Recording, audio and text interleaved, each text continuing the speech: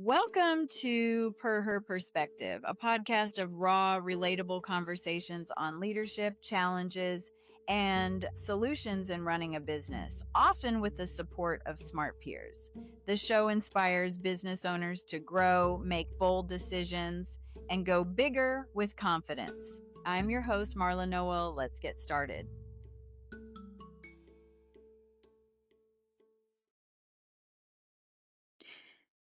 Welcome to PerHer Perspective. My name is Marla Noel, and I'm going to talk to you today about the art of delegation. The art of delegation. Such an important thing. If you want to grow, you must learn to let go.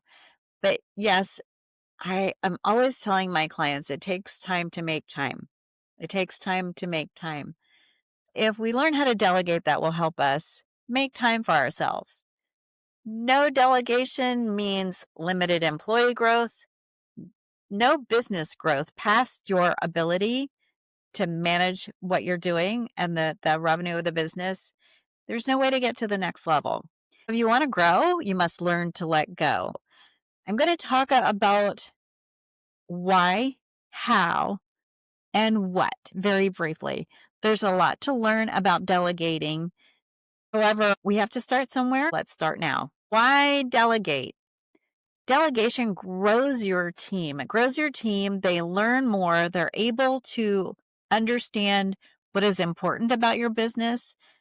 And beyond their initial responsibility, they get a sense of accomplishment by learning something else that you're going to teach them by delegating to them. And they may someday be able to run your business. So if you give away some of your responsibility, giving you more time to work on the business versus in the business, it helps us to have a chance to create strategic planning, which, a lot of business owners don't know what strategic planning is, but it really is getting clear in your head what's the most profitable thing to work on or have as far as revenue, who is important in your business, what you should do with some of your clients. So strategic planning is an essential to growing your business. And really, if you're so buried by what you're doing on a day-to-day basis, you're not going to be able to do good strategic planning. You need to be able to work on the business instead of in the business. What's important is planning and forecasting for the next 1 year and 5 years, and then think about what could be coming down the pike 10 years from now. What is that going to look like? Not just what's going to happen, but what does your org chart need to look like? What kind of products should you consider? What are some of the issues that may impact you internally and externally? When we do strategic planning, create a SWOT analysis. That's the strengths, weaknesses, opportunities, and threats. And if you're not looking at what those are, you may be missing something that's going to impact you in a significant way without being prepared to do anything about it. So the more you let go, the more you find you can grow. Now, I'm not going to say that delegating is easy. It is hard, especially if you're not used to doing this. But with each experience, you're going to learn. You're going to learn a little something. It helps to be good with people. And I can't say that's one of my strengths. Sometimes my expectations are here instead of where they should be.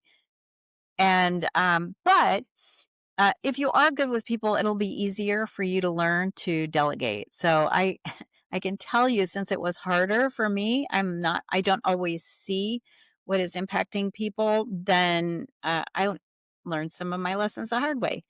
I don't want you to do that. Some wise person said to me, when people actually tell you who they are, believe them. And I have had people tell me they want additional responsibilities. And when I try to give them or delegate more responsibilities to them, then they back up when you're attempting to delegate. Those people really don't want to learn. They're not serious about learning. So, and accept that people are going to make mistakes. And that's one thing that I learned very early on. Accept the mistakes and understand what the mistakes are. And sometimes people will surprise you like, wow, I never thought somebody could make that mistake. but it's really understanding mistakes. And when somebody I was working with made a mistake, it was frequently because I did not do a good job explaining the task, training the responsibility. So it'd be my fault.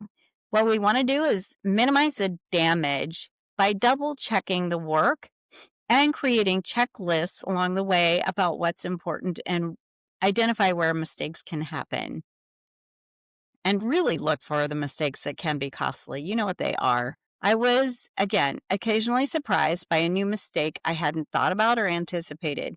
But for the most part, you know what the mistakes are going to be because you probably made them when you were learning the same responsibility. Once you find a hire or an existing employee that you can delegate to, you need to learn to trust that they can do the job. And this is a real challenge for small business owners to be able to trust other people. I was talking to somebody in a previous podcast who talked about how hard that was for her to initially trust and actually had to go to therapy for it. If that's what you need, then that's going to be your one of your strategies for growing your business. Learn how to trust people. And there's a methodology that you can use. There's a methodology that I used to once I hired somebody for a particular job to be able to trust them eventually. One position that I think is very difficult as far as the trust factor is a CFO. Why? Because they are working with money. And so, and they have their mitts on a lot of critical data. So if they make mistakes or if they are not trustworthy to keep things confidential, that's a huge problem. When I hired a rock star CFO many years ago, and before I hired that person, I tested for basic accounting skills. Do they know their debits and credits? A lot of people will tell you when they're interviewing for the CFO position that they know them because they've been using QuickBooks. Well, that is not a good necessarily training ground for understanding true accounting. So use some sort of basic accounting test to make sure that you're hiring the right person for that position. I even had a client who used a recruiting firm that specialized in accounting. And of the 12 people that they sent to my client for a CFO position, 8 of them failed a basic accounting test.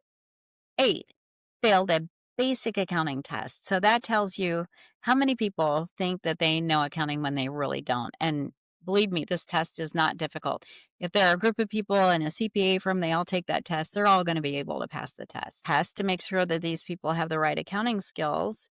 When I interviewed this guy, again, he passed the test with flying colors. And when I talked to him, I thought, wow, he is smarter than I am. And he'll be able to take my job someday, which is when you're running a business, that's okay.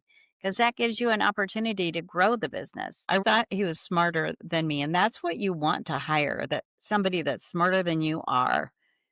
In his first 90 days, and this is something that I find to be effective, keeping my thumb on a person until I know I can trust them and I see that they have the same values. So people will tell you they have your values but it's really only through working with them and watching them that you see that that's true or not. And again, that saying, when people tell you who they are, believe them.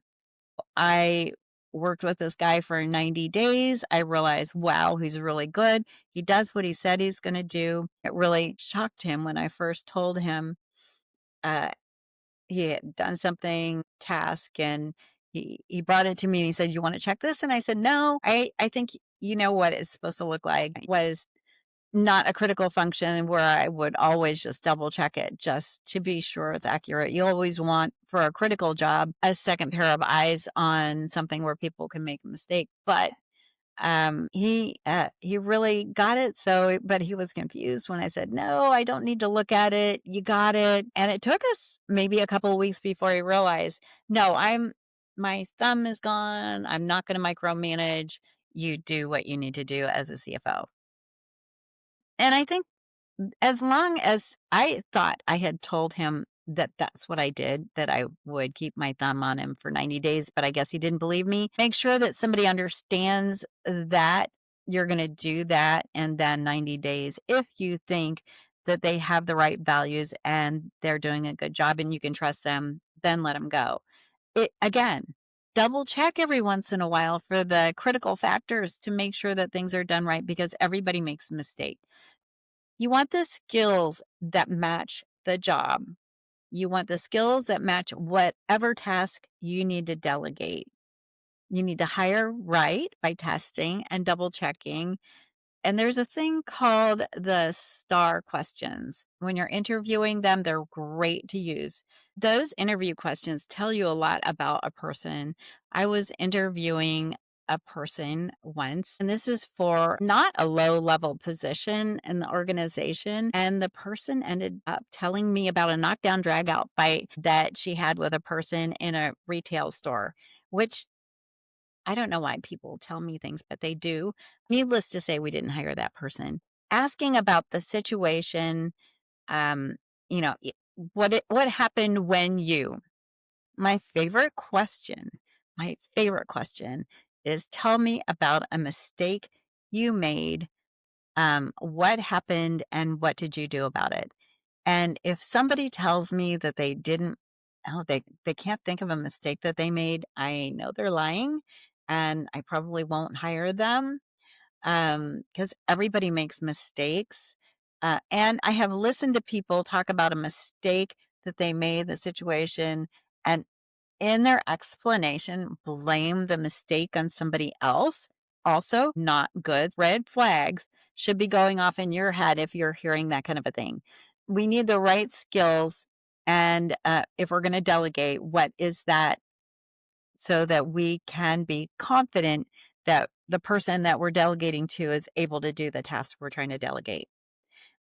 When we're onboarding somebody that is going to take a critical role, then how do you integrate the person into the role? Have clear SOPs, standard operating procedures. You'd be surprised how many businesses do not have these. That's such a basic. Standard operating procedures, and really, there are so many tasks that if you can think about it, and if you're trying to hire for a task that you're doing, think about all the little steps you take along the way to be able to do that particular task. I think you might be surprised at what you hadn't thought about that you're doing on a regular basis to get that done. Use the SOPs to train whoever you're delegating to. And again, the under the thumb rule, 90 days, or however long it takes you. I have a client that hired a difficult position and it's taking more than a year only because it's a new position. It wasn't highly clarified what that position should be doing. If it takes that long, it takes that long. It really just depends upon the position that you're hiring for and what the requirements are for that position. And hopefully you know what they should be doing. But sometimes when you're growing, it is really difficult to define what you want a particular role to take on. And sometimes that role changes. How do you delegate? You know the why. How do we delegate? I told you a little bit about what's important when you're getting the right person, and SOPs are critical. The person you're delegating to needs to understand the why. Why are they doing this particular function? Because they may come back with, you know what? I realized that this wasn't necessary because of that, that, and that. And they could be right. So again, as you're training, it's a really good time to learn about some procedures that you're doing that you really don't need to be doing. That old line, we're doing it that way because that's the way we've always done it around here. I hate that because that is not a good reason for doing something because we've always done that around here. If you hear that as people are training, then there might be something wrong with that particular task. Be careful regarding the steps, the SOPs, the standard operating procedures. Get all the little details, and sometimes we forget about the basics because it really is hard to identify step by step without missing 2 or 3 or 5. Sometimes it's good to write out an SOP and let somebody else who knows the steps review them, or have somebody try to follow those steps that doesn't know the job to see how well they do. After we have done a training or two, let's have some checkpoints.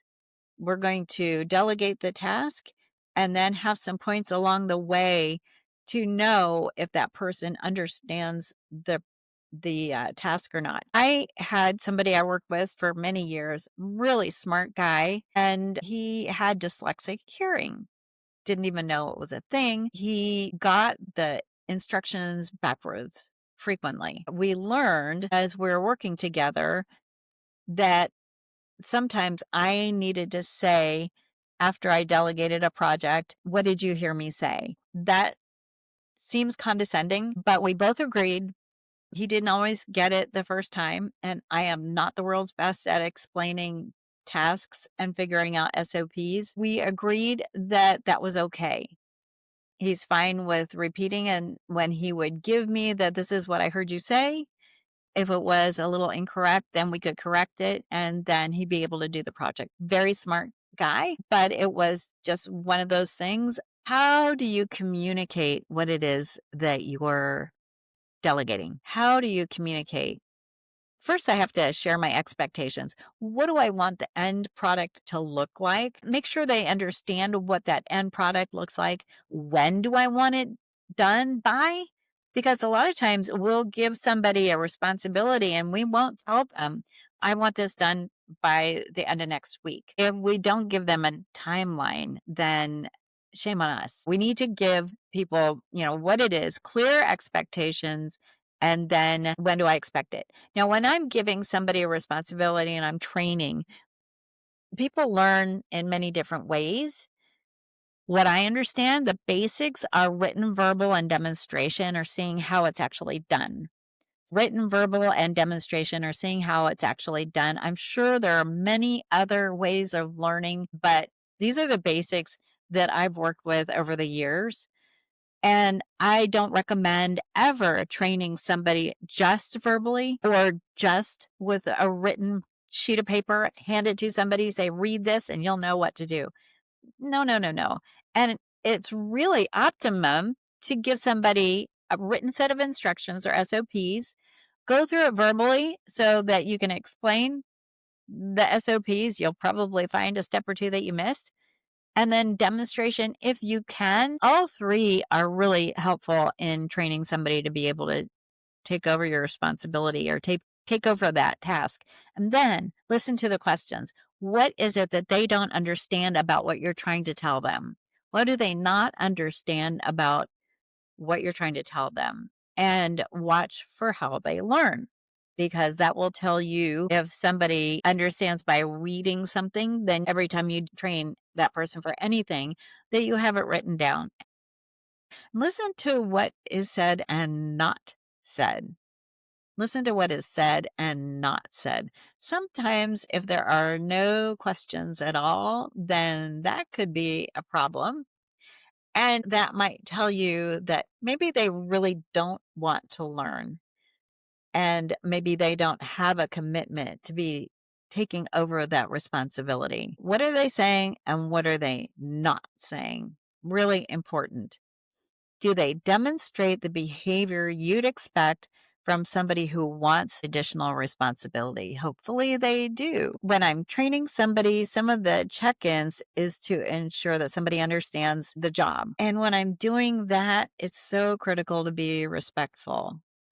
If it seems that I am condescending in any way, what do you think happens to the person I'm training? They won't ask questions. They'll be afraid to ask questions because they'll be afraid that they're going to look stupid. You may even want to give them some questions to ask to make sure that they understand the job. A good person will understand that if there is a misunderstanding, they can correct the misunderstanding and continue on to be sure the task is clear. But again, we're all human beings, and frequently, particularly in a new position, your trainee might not be comfortable, might feel a little threatened by asking questions. Have your check-ins and be respectful when your trainee is asking questions and encourage the questions, please. There should be no stupid questions. Now, if you have trained this person 3 times and they still don't get it, then maybe there's a problem.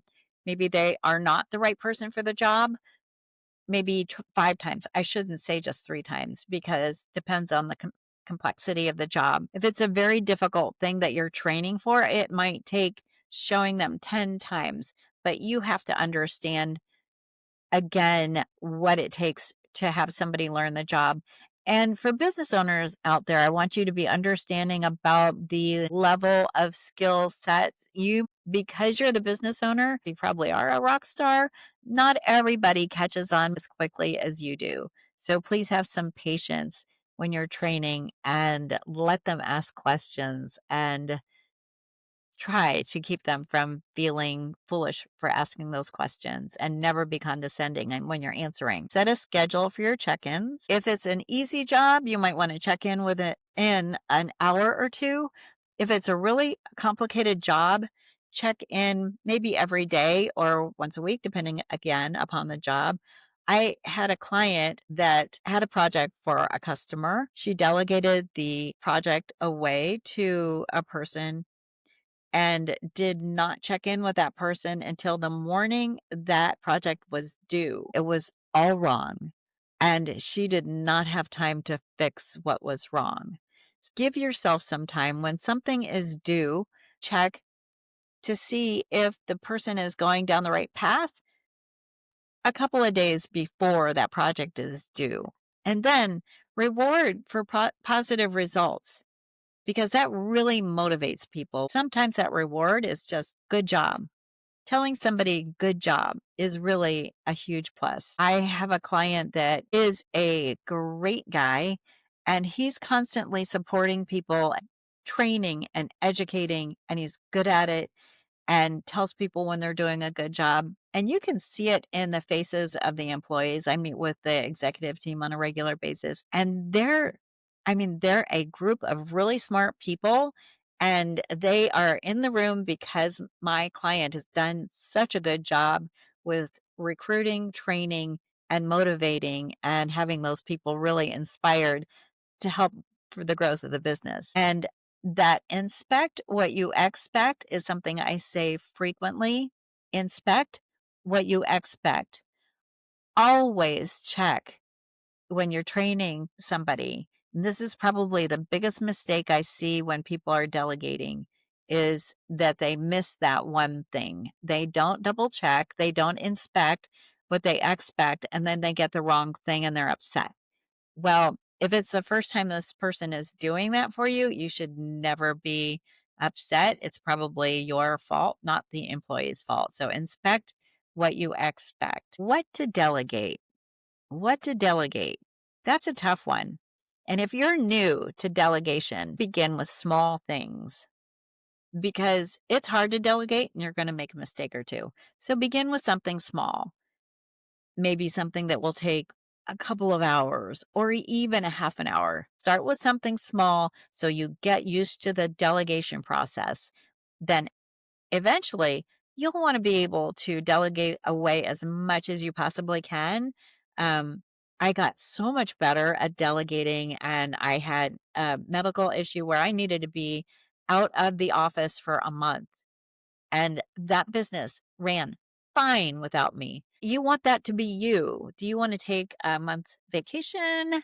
I know a lot of business owners that do want to take a month vacations. You want to delegate away as much as you possibly can so that you can spend more time working on the business versus in the business.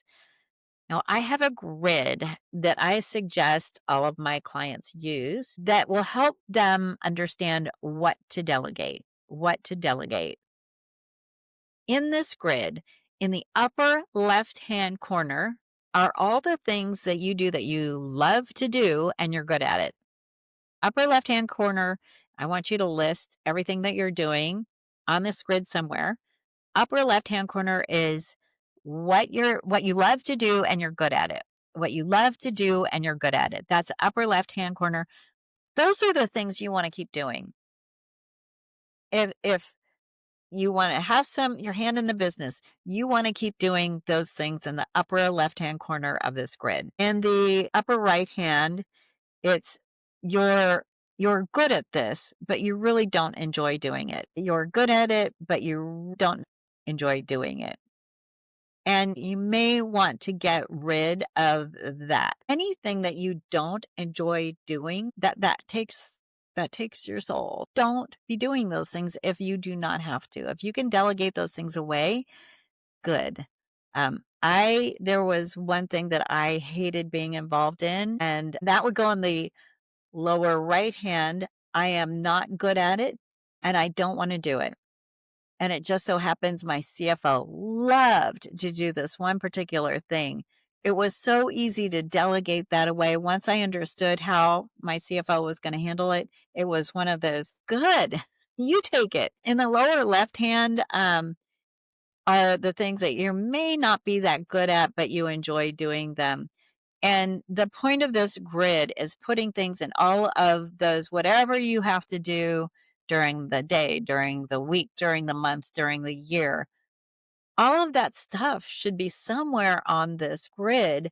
And I want you to delegate away anything that's in that lower right-hand corner. I'm not good at it, and I don't like to do it. So you should not be doing those things. And if you can delegate those things away, yay, because those things will take away your enjoyment of your business. And you know what those things are, I think most of you. One thing I think is really important in most businesses. Now, there might be some of you that have a virtual office and you don't actually meet with anybody, but management by walking around is such a good tool.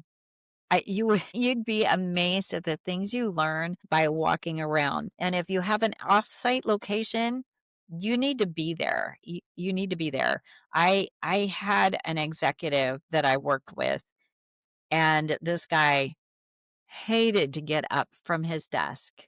He did not like to go and check on anything, and it showed in his inability to do his job. I would check with him, how is such and such going? And he'd say, I don't know, I'll have to get back to you.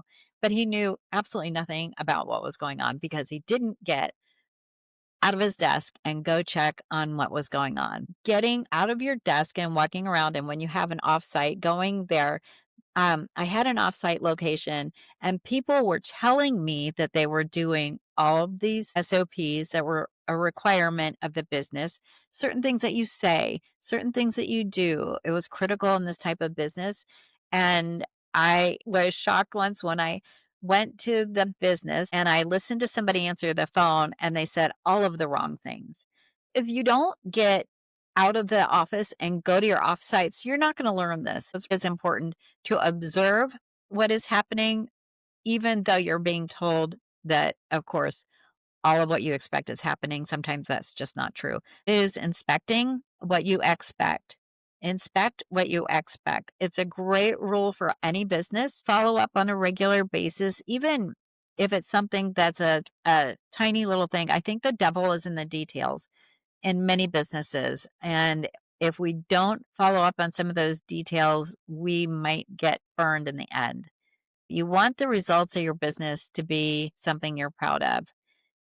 Inspect what you expect. If something is being done incorrectly, learn how to coach, compliment the good, and provide input for the mistakes.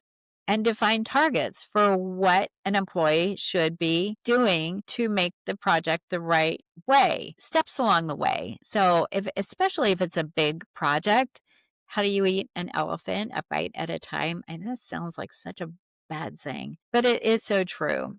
Have the check-ins, make sure along the way that the person is doing the job right, make sure it's clear. Again, if you have to coach multiple times on something that's kind of basic and the person isn't getting it, they may not be the right person for the job. And you don't want to torture somebody and have them do something that they're not good at. Again, that's another soul-sucking thing. And so you don't want to hurt people that way. There's some people that don't like change. So they get in a job, even though they're bad at it, and they're just going to keep doing it, even though they're bad at it. And that's not good for them. That's not good for you. And so they're much better off if you say, this isn't working. And so we'll have to part ways.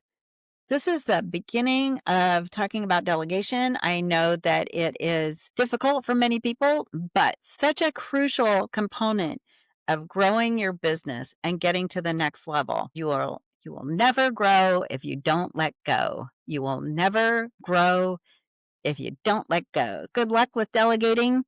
And I look forward to talking to you again about this. In the meantime, this is Marla Noel with PerHer Perspective. I look forward to getting to know your thoughts about my podcasts and watch them on Spotify, Apple, and YouTube. And if you like these podcasts, subscribe and certainly like the podcast. Thank you. You've been listening to PerHer Perspective. I'm your host, Marla Noel. If you enjoyed this episode, be sure to follow the podcast so you don't miss what's next. To go deeper, check out my book, Drama Free Management, a practical guide to moving teams from high drama and low performance to low drama and exciting results. To connect with me, visit my website, ocgrowthadvisors.com. Until next time, keep leading with purpose and perspective.